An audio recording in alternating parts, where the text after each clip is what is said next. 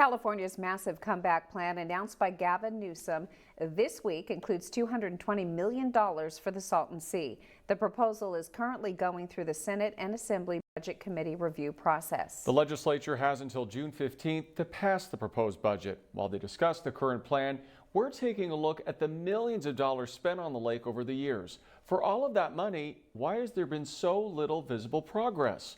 News Channel 3 morning anchor Angela Chen investigates why some projects were never finished, what all the money has been spent on, and the infighting between those in power.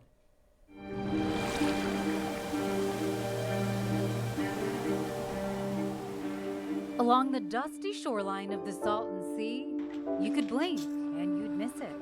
We're about the only bar in 40 miles. The Ski Inn in Bombay Beach. It's a local watering hole that's been here for decades. An obscure Anthony Bourdain stop, wallpapered with years of visitors' dollar bill legacies. It's certainly a bar that's seen better days. There was 5 bars in this town, and they were all packed every weekend. And slowly they all went away. Sonia, the owner here, has watched life at the lake wither away for the past 45 years. It's a crying shame that they're letting this whole beautiful area die. They. Just who exactly is they? Why has it been so tough to revitalize the sea, to get anything done? There's been, unfortunately, what we could call in the community a pissing contest amongst agencies that have caused a delay. A lot of blame passed around by those who own the land around and under the Salton Sea. A lot of cooks in the kitchen here. The biggest landowner is the Imperial Irrigation District, or IID, then the federal government. More than a dozen different landowners with different ideas of what's best for the Salton Sea. Too much finger pointing and not enough action. In 2015, KESQ aired this report. This now dry lake bed should be under a few inches of water again by this time next year, barring any great setbacks. The Red Hill Bay Marina project back then was hailed as progress. Hey. Finally, things were getting done. Except, well, turns out there were setbacks. I'm standing where they broke ground in 2015. This project was supposed to be completed in 2016, but today, 6 years later, this earth is as dry as the day those agencies broke ground. IID had been working on this project with federal U.S. Fish and Wildlife with state money. The main problem with that project is because you had so many different bureaucratic agencies working on it, and because it's very complicated, when they would come up with a design and then look at the funding they had, it was insufficient, and the estimates were higher than the budget. So it's been this back and forth process. IID and the federal government have been served with a notice of violation for all the dust blowing off the incomplete project, something IID says only delays their redesign project even more. As of May, the violation proceedings are ongoing. Much of the tension today stems from a 2003 water transfer deal called the Quantification Settlement Agreement. The state had pressured IID into redirecting farm water runoff that flowed into and replenished the Salton Sea toward San Diego and other cities instead. In return, the state promised to take care of the issues at the Salton Sea. Hey, California, you promised, and now it's time to pay the piper and step up to your obligation. But after that deal was made, California did nearly nothing for 16 years.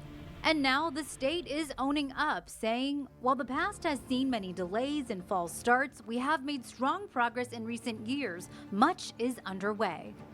The latest Salton Sea Report from the California Natural Resources Agency shows $55.9 million of state funding over the past 20 years or so has been spent mostly on studies, planning, staff, and consultants, and relatively little of it on actual construction at the lake. The federal government has given at least $20 million, with a lot of that money spent on nearby farm resource conservation. Closer to the Coachella Valley, Desert Shores has been dealing with this murky mess for years. If you look at the water now, it's orange, it's brown, it's red. There are some cyanobacteria that aren't good for people, that aren't good for pets. Not too long ago, you could launch a boat from this dock and jet around. Not today. All residents want is a dam here to replenish the inlets with treated water to bring quality of life back. The state had promised 3 years ago to get it done. There have been many broken promises, and that's left the population distrusting of government. Interestingly enough, we've seen the most action at the Salton Sea this year, 2021, than in decades. And it all comes down to one thing: how much the politician in power cares. Singer Sonny Bono was the first in the mid-90s to bring attention to the plight of the lake as our congressman. But when he died in 1998, so did the national interest. A lot of money gets invested, and then it seems like something else comes along or the political will disappears. In the early 2000s, Governor Gray Davis got the state to agree to handle mitigation of the Salton Sea after the QSA. But when he was recalled, that commitment went to Governor Arnold Schwarzenegger. His administration put together a massive $9 billion plan that wasn't too popular, and then the 2008 recession hit. So not much was done. Then Governor Jerry Brown came in, never really prioritized the Salton Sea, and so again, not much done. Now, experts credit this sudden burst of action with Governor Gavin Newsom. He went down to the Salton Sea while he was still lieutenant governor and said, I'm going to be held accountable for this. This is on my watch. The proof is in this species conservation habitat construction, a wetlands project by the state. It finally broke ground this past January after a 3-year delay. We've included $240 million to keep this kind of work moving forward. And what we need to do is begin planning and investing in projects that are near the population. For Sonia, all she wants is someone to hear her cries. If they could just come and see the beauty and just feel, you know, the ambiance here, they should save the sea. It's a crying shame. At the Salton Sea, Angela Chen, News Channel 3.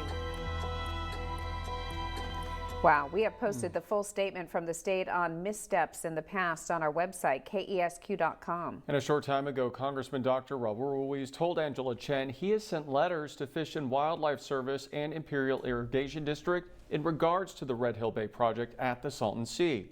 The project broke ground in 2015, but has yet to be completed.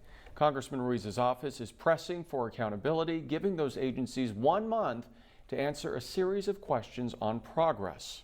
Now, next week, a virtual roundtable of state officials and local leaders will be held to examine the future of the Salton Sea. That will be on Tuesday, May 25th from 1 to 2 p.m. And also coming up next week, the final part of Troubled Waters, the Salton Sea Project.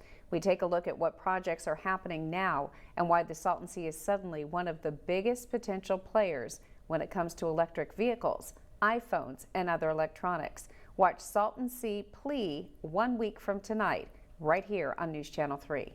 And if you missed part 1 and 2 of the Salton Sea Project, head to our website, kesq.com, and there you can also find an interactive timeline on the history of California's largest lake. A lot to be learned there.